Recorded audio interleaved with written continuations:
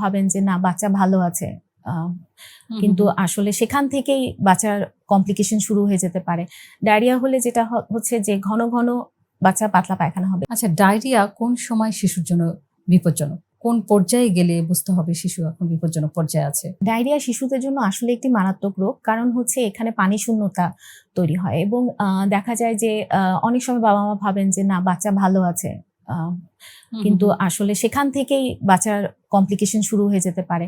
Diarrhoea হলে যেটা হচ্ছে যে ঘন ঘন বাচ্চা পাতলা পায়খানা হবে। সেক্ষেত্রে বাচ্চাকে অবশ্যই ব্রেস্ট ফিডিং তো করাতেই হবে, ব্রেস্ট ফিডিং চালু থাকবে যেসব বাচ্চা ব্রেস্ট ফিডিং করে, পাশাপাশি হচ্ছে খাবার স্যালাইন দিতে হবে।